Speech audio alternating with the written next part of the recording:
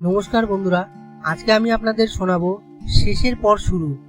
বাড়িতে এখন হুলুস্থুলুস কাণ্ড, লোকজন আসতে শুরু করে দিয়েছে। প্রতাপ নারায়ণ চন্দ্রের নাতনির বিয়ে বলে কথা। 7 দিন আগে থেকেই বাড়িতে লোকজনের আসা শুরু হয়ে গিয়েছে। দুর্গাপূজা শুরু হওয়ার আগে থেকেই যেমন চারিদিকে আলোর রোশনাই লেগে যায়, স্নিগ্ধার বিয়েতেও ঠিক একই রকম ভাবে সেজে উঠেছে প্রতাপ নারায়ণ চন্দ্রের জমিদার বাড়ি। কিন্তু এত আলোর মধ্যেও স্নিগ্ধার চোখে মুখে অন্ধকার। জীবনের একটা বিশাল সুযোগ হাতের মধ্যে ধরা দিয়েও বেরিয়ে যাচ্ছে তার এই বিয়ের তারিখের জন্য। বিষয়টা হলো এই রকম, স্নিগ্ধা খুব ভালো নাচ জানে। প্রায় বছর 6 ক্লাসিক্যাল নৃত্য শেখার পরে দাদু প্রতাপ নারায়ণের আদেশে স্নিগ্ধার নাচ শেখা বন্ধ হয়ে যায়। স্নিগ্ধার বাবা অনিমেষ বাবু পরিষ্কার জানিয়ে দেন মেয়েকে, বাবার বিরুদ্ধে কথা বলবো এমন সাহস আমার নেই।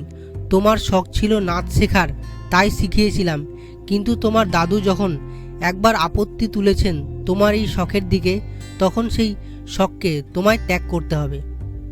স্নিগ্ধা জানে সত্যি তার বাবা তার দাদুর বিরুদ্ধে কোনো কথা বলবেন না, কারণ প্রতাপ নারায়ণের বিরুদ্ধে যেই যাবে তাকেই তার বিষয় আশয়, সম্পত্তি, ব্যবসা সব কিছু থেকে পরিত্রাণ হতে হবে, যেটা অনিমেষ বাবু মোটেও চান না।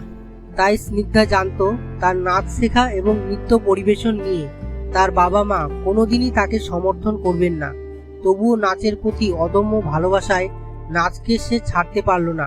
নিজের ঘরে থেকে সে সুদূর মুম্বাইয়ের কোরিওগ্রাফারের কাছে অনলাইনে নাচ শিখতে শুরু করলো। সবটাই হলো তার দরজা বন্ধ ঘরে। সারাদিন বাড়ির বাইরে থাকা মা বাবা কেউই জানতে পারলেন না লেখাপড়ার সাথে সাথে তাদের অগোচরে স্নিগ্ধা কি ভেবে যাচ্ছিল নিজের ভবিষ্যৎ নিয়ে। তবে স্নিগ্ধার মা জানতেন মেয়ে ভালোবেসে আজও নাচটা চর্চা করে, বাবাকে না জানিয়ে। সেটুকু জেনেও স্নিগ্ধার মা কল্পনা কোনোদিন মেয়েকে কিছু বলেননি। কিন্তু সমস্যা তৈরি হয়ে গেল যখন স্নিগ্ধার বিয়ের আগেই নাচের একটা রিয়েলিটি শোয়ের অডিশনে পাশ করে গেল স্নিগ্ধা। মেগা অডিশন মুম্বাইয়ে, কিন্তু প্রথম অডিশনেই গোল্ডেন বাজার পেয়ে সোজা প্রথম 15তে নির্বাচিত সে। অথচ মুম্বাই অবধি পৌঁছবার কোনো রাস্তাই খোলা দেখছে না স্নিগ্ধা। এদিকে বিয়ের তারিখ ঝড়ের মতো এগিয়ে আসছে। তারা সবাই এখন গ্রামের বাড়িতে। দাদুর কাছে থেকেই বিয়ে হবে স্নিগ্ধার, তার দাদুরই এক বাল্যবন্ধুর নাতির সাথে। মাকে বলবো বলবো না করেও শেষ পর্যন্ত সবটা জানালো স্নিগ্ধা। সবটা জানিয়ে বলল, মা এখন কিছু করো যাতে বিয়েটা পিছিয়ে দেওয়া যায়। কল্পনা প্রমাদ শুনলেন, অসম্ভব কিছুকে সম্ভব করার কথা বলছে স্নিগ্ধা। তিনি ভীত গলায় বললেন, আগুন নিয়ে খেলছিস স্নিগ্ধা, এমন খেলায় মেতে উঠিস না। এই আগুনে তুই একাই জ্বলবি না, জ্বলবে গোটা পরিবারও। এ ধরনের চিন্তা মাথায়ও আনিস না তুই, না হলে সর্বনাশ হয়ে যাবে। এরপরে আর কিছু বলার থাকলো না স্নিগ্ধার। তার শেষ ভরসাটুকুও তার মাথার উপর থেকে হাত তুলে নিয়েছেন। মাকেও পুরোপুরি দোষ দিতে পারে না স্নিগ্ধা, তার দাবিটা সত্যি অসঙ্গত নয়। একবার ভাবলো সে বাড়ি থেকে পালিয়ে যাবে, কিন্তু এমন পরিকল্পনা যে খুব একটা ফলপ্রসূ হবে না সেটা ভেবেই থেমে গেল স্নিগ্ধা। তার প্রধান কারণ দুটো। প্রথম কারণ, সবাই ভাববে যে স্নিগ্ধা কোনো ছেলের প্রেমে পড়ে তার সাথে বাড়ি ছেড়ে পালিয়েছে। তাতে বংশের দাদুর মুখে যে চুনকালি পড়বে, তাতে দাদুর তৃতীয় নয়নের আগুনে তার বাবা মায়ের ভবিষ্যৎ যে জ্বলে পুড়ে ছারখার হয়ে যাবে, সে ব্যাপারে নিশ্চিত সে। আর তার দ্বিতীয় কারণটাই তার সবচেয়ে বড় বাধা, যেটা হলো মুম্বাইতে যেতে গেলে যে অর্থের প্রয়োজন, সেই অর্থ তার হাতে নেই। অতএব সমস্ত ভাবনাকে নতশাত করে দিতে হলো। এমন কি করা যায় সেটা ভেবেই অস্থির হতে শুরু করলো স্নিগ্ধা। তার স্বপ্নের সবটুকু শেষ হয়ে যেতে দেখে কান্নায় ভেঙে পড়ল সে। তার স্বপ্নের কবরে শেষ মাটিটুকু পড়ে যাবে তার বিয়ের দিনে। তারপরে সব শেষ। সাধারণ গৃহবধূর মতো জীবন চলবে তার, যতক্ষণ না মৃত্যু আসে তার জীবনে। এসব ছাইপাশ ভেবেই কেঁদে কেঁদে চোখ ফুলিয়েছে স্নিগ্ধা। ঠিক এমন সময় কল্পনা এসে মেয়েকে বলল, স্নিগ্ধা তৈরি হয়ে নে, প্রমথেশ বাবুরা এসেছেন তোর সাথে দেখা করবেন বলে। আবিরও এসেছে, সুন্দর করে একটু সেজে নিচে নেমে আয়। আবির এসেছে শুনে মেজাজটা আরো বিগড়ে গেল স্নিগ্ধার। জীবনে কোনো ছেলের প্রতি কখনো কোনো আকর্ষণ অনুভব করেনি স্নিগ্ধা। তার ধ্যান জ্ঞান বলতে ছিলই নাচ। তাই আবিরকে ভালো না বাসলেও আবিরের সাথে বিয়েতে আপত্তি করেনি সে। বিয়ে ঠিক হওয়ার পরে মেরে কেটে দুবার কথা হয়েছে ওদের মধ্যে, তাও হয়তো মিনিট 5 জন্য, সেটাও আবার সবার মাঝে। আবির একবারের জন্যও বলেনি কখনো স্নিগ্ধার সাথে তার আলাদাভাবে কথা বলার প্রয়োজন। তাই স্নিগ্ধাও কথা বলতে পারেনি তার সঙ্গে। যে ছেলে ভাবি স্ত্রীর সাথে কথা বলার আর্জিটুকু জানাতে পারে না, সেই ছেলে যে স্নিগ্ধার স্বপ্নকে সফল করতে কিছুই করবে না, সেটা ভেবেই রাগ হয়ে গেল স্নিগ্ধার। তবুও চোখে মুখে জল দিয়ে চেহারায় হালকা মেকআপ লাগিয়ে স্নিগ্ধা সবার সামনে গিয়ে বসলো। কিছুক্ষণ সবার সাথে কথা বলার পরে হঠাৎই আবির প্রতাপ নারায়ণকে বলে বসলো, দাদু, আমি কি স্নিগ্ধার সাথে একটু আলাদাভাবে কথা বলতে পারি? আর তো মাত্র 7 দিন, তারপরেই তো আমরা স্বামী স্ত্রী হয়ে যাব।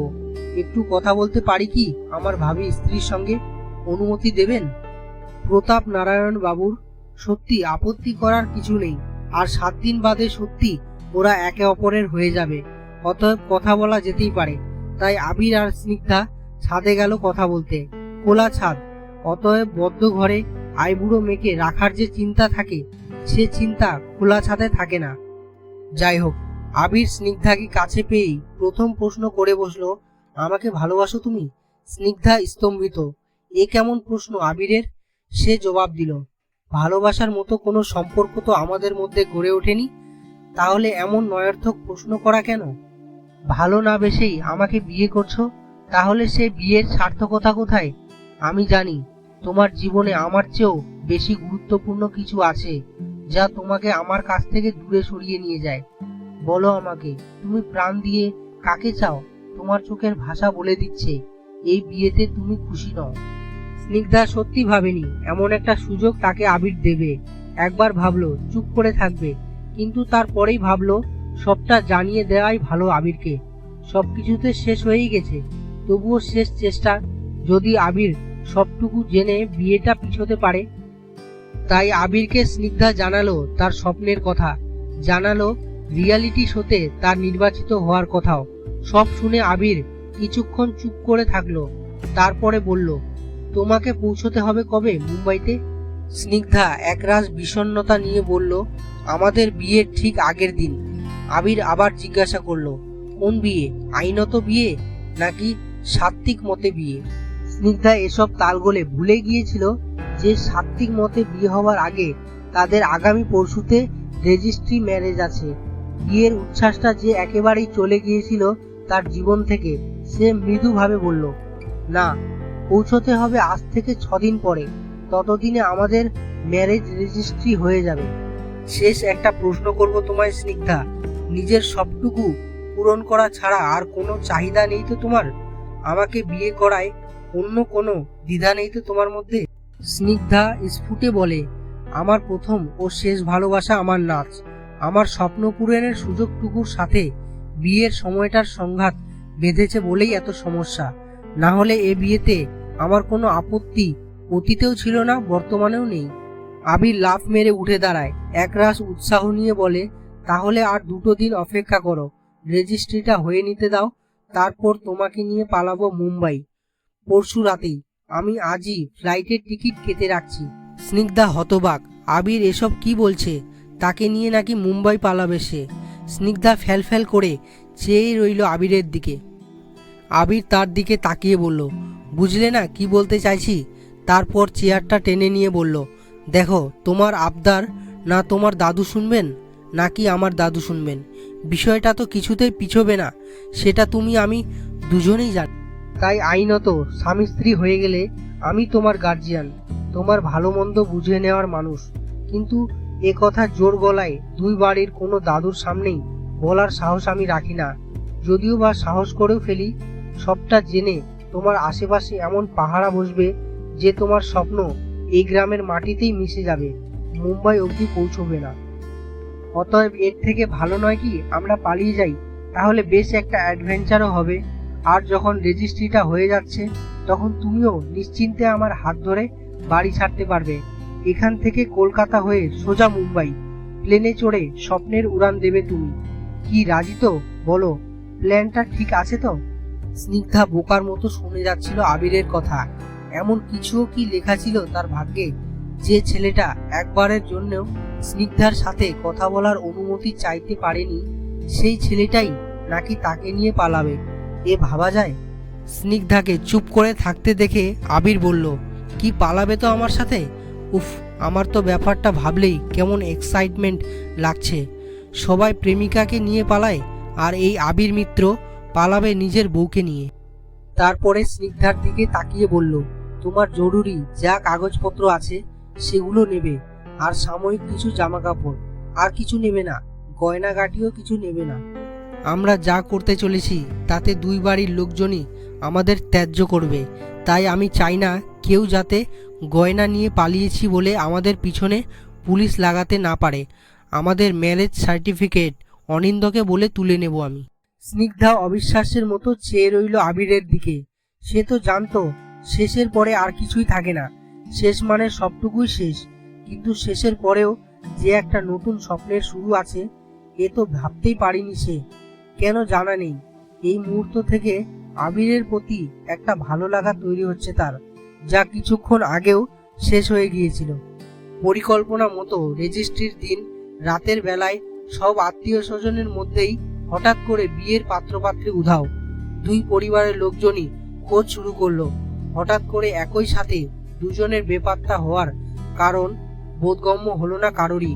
মেয়ে বাড়ি ছেড়ে পালিয়ে যেতে পারে, কিন্তু আবির ডুবে গেল কোথায়, এটাই ভাবতে পারছিল না কল্পনা।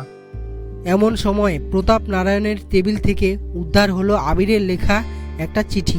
শ্রী চরণেশু দাদু, আমার বউকে নিয়েই পালালাম আমি, কারণ আমি জানি স্নিগ্ধার স্বপ্নকে তোমরা কেউই বুঝবে না। নিজের স্ত্রীর একটা ছোট্ট স্বপ্নকে যদি সার্থক করতে না পারি, তাহলে তার স্বামী হলাম কি করে? হাত পেতে তার খাওয়া পড়ার দায়িত্বই নিইনি, দায়িত্ব নিয়েছি তার ছোট বড় সব স্বপ্ন পূরণেরও। তোমাদের কাছে তোমাদের সম্ভ্রমটাই বেশি। জানি সেখানে আমাদের স্বপ্নগুলো পূরণ হওয়ার পথে তোমাদের কাছ থেকে শুধু না উত্তরই আসবে। তাই তোমাদের ইচ্ছেগুলোকে না বলে স্নিগ্ধাকে নিয়ে বেরিয়ে পড়লাম এক সুন্দর ভবিষ্যতের দিকে। যেদিন স্নিগ্ধা জানিয়েছিল আমায় গোল্ডেন বাজার পেয়ে সোজা প্রথম 15তে নির্বাচিত হয়েছে ও, সেই মুহূর্তে ঠিক করেছিলাম এমন প্রতিভাকে শুধুমাত্র সংসারের রান্নাবাটি খেলায় নষ্ট হতে দেব না। তাই পালিয়ে গেলাম, কারণ আমি চাইনি স্নিগ্ধা মিথ্যে হাসি মুখে সাজিয়ে সংসার করুক আমার সাথে। তাতে মানুষ অন্যকে সুখে রাখে বটে, তবে নিজে সুখী হয় না।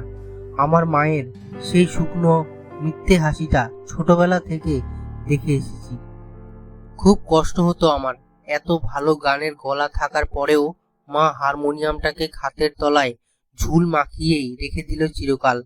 আমাদের ভুল চিন্তাধারাকে না করতে না পারার খেসারত আমার মা দিয়েছে নিজেকে অখুশি রেখে। কিন্তু আমি চাই না আমার সন্তান স্নিগ্ধার শুকনো মুখ দেখে বড় হোক। তাই স্নিগ্ধার স্বপ্ন পূরণের জন্য ওর উড়ানের সাথে আমিও উড়ান দিলাম। যাবার আগে স্নিগ্ধা নিজের সার্টিফিকেট, মার্কশিট আর গুটি কয়েক জামা কাপড় ছাড়া কিছুই নেয়নি। আজ থেকে আমার স্ত্রীর যাবতীয় দায়িত্ব আমার।